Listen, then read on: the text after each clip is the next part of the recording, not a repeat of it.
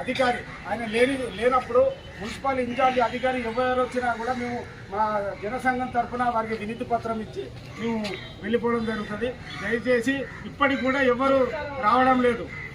జై బేడపుడుగ సంఘం, జై బేడపుడుగ సంఘం, జై బేడపుడుగ సంఘం, సంఘాల ఐక్యత, సంఘాల ఐక్యత, బేడపుడుగ సంఘాల కాలనీ, బేడపుడుగ సంఘాల కాలనీ, బేడపుడుగ సంఘాల కాలనీ, బేడపుడుగ సంఘాల కాలనీ, బేడపుడుగ సంఘాల కాలనీ, బేడపుడుగ సంఘాల కాలనీ, బేడపుడుగ సంఘాల కాలనీ, బేడపుడుగ సంఘాల కాలనీ.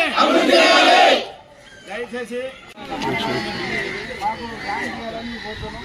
లేని పక్షంలో ఇన్ని సంవత్సరాలు, గత 40 సంవత్సరాలు కూడా మేము కోరుకోవచ్చున్నాం సార్. ఈ 40 సంవత్సరాలలో మా బేడపుడుగ సంఘాల కాలనీలో మాత్రం కనీసం అభివృద్ధి జరగలేదు. ఎలక్షన్లప్పుడే మా వాడకు వచ్చి మేము సీసీ రోడ్లు చేస్తాం, డ్రైనేజీ కాలువలు చేస్తాము, ఆ తర్వాత వీధి లైట్లు చేస్తాము, అన్ని రకాలుగా హామీస్తారు. ఎలక్షన్ అయిపోయిన తర్వాత కనీసం ఏ ఒక్కరు కూడా అక్కడ కనబడతలేదు సార్.